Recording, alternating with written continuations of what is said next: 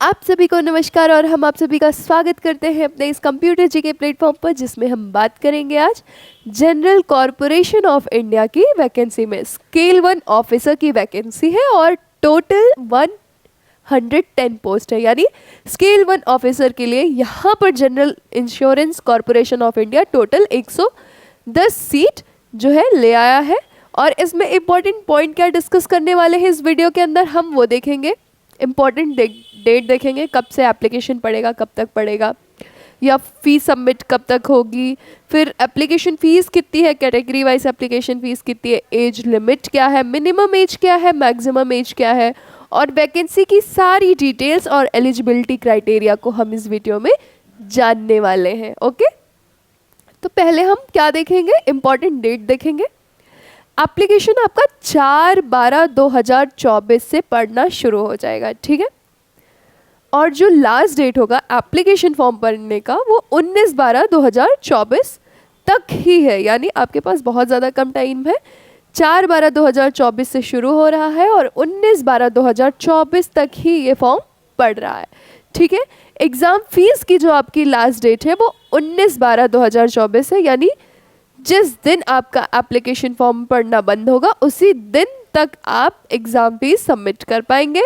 और GIC scale 1 exam date जो है, यहाँ पर आपको एग्ज़ाम डेट भी गिवन है, वो है 5/1/2025। यानी 5 जनवरी 2025 को आपका एग्ज़ाम होगा। एडमिट कार्ड आपका जो है वो एग्ज़ाम के पहले अवेलेबल हो जाएगा साइट पे, ठीक है। एप्लीकेशन फ़ीस की बात कर लेते हैं अब हम यहाँ पर।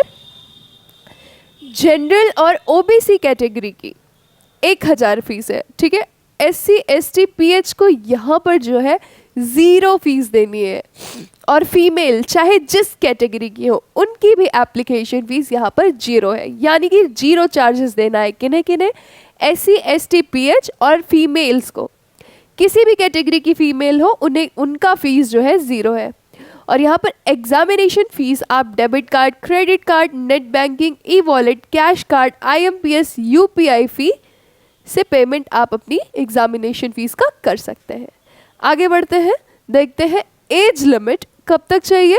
ये 1/11/2024 तक आपकी मिनिमम एज जो होगी वो 21 साल होगी और मैक्सिमम आपकी 30 साल की उम्र होगी। यानी कि 21 से 30 साल वाले लोग इस पोस्ट के लिए आवेदन कर सकते हैं। अब देखेंगे वैकेंसी डिटेल पोस्ट के अकॉर्डिंग, और इसका हम क्या देखेंगे, एलिजिबिलिटी क्राइटेरिया, ठीक है। असिस्टेंट मैनेजर स्केल 1 पोस्ट का नाम है। 110 आपकी यहाँ पे पोस्ट है। यहाँ पर जो है वेरियस पोस्ट है, यानी ढेर सारी पोस्ट है जिनका जो है डिफरेंट क्वालिफिकेशन है, ठीक है। अब आगे देखेंगे, वही दिया है। पोस्ट नेम है जनरल, 18 पोस्ट है। अब इसकी एलिजिबिलिटी देखते हैं क्या है। बैचलर डिग्री होनी चाहिए किसी भी स्ट्रीम में और 60% आपका मार्क होना चाहिए, ठीक है।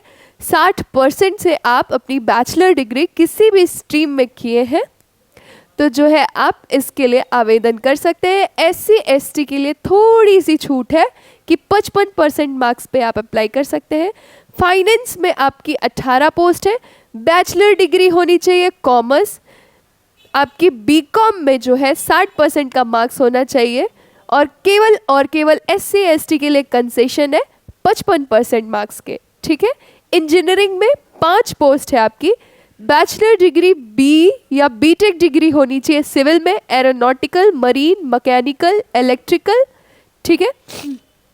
यानी कि बीटेक डिग्री आपकी सिविल, एरोनॉटिकल, मरीन, मैकेनिकल और इलेक्ट्रिकल में अगर होती है और मिनिमम आपके जो परसेंटेज है वो 60% होते हैं, तब आप इंजीनियरिंग के लिए अप्लाई कर सकते हैं। और एससी एसटी के लिए यहाँ पर भी कंसेशन है 55% मार्क्स का, ठीक है। एचआर के लिए आपकी 6 पोस्ट है और इसमें जो है आपकी बैचलर डिग्री आपके पास होनी चाहिए किसी भी स्ट्रीम में और आपका जो मार्क्स होगा वो 60% होगा। यहाँ पर भी जो है एससी एसटी आपका जो है कंसेशन है एससी एसटी के लिए 55% मार्क्स का। और मास्टर किस में होने चाहिए, एचआरएम या पर्सनल में, ठीक है, और पर्सनल मैनेजमेंट में, ठीक है। एचआरएम या पर्सनल मैनेजमेंट में आप मास्टर होने चाहिए। लीगल में 9 पोस्ट है, बैचलर डिग्री होनी चाहिए, लॉ में मिनिमम परसेंट आपका होना चाहिए 60 मार्क्स। अगली पोस्ट है आपकी लीगल में, जिसमें है आपकी 9 पोस्ट, बैचलर डिग्री यहाँ पर होनी चाहिए आपकी, लॉ में LLB में मिनिमम परसेंटेज आपका होना चाहिए मार्क्स का 60%, ठीक है।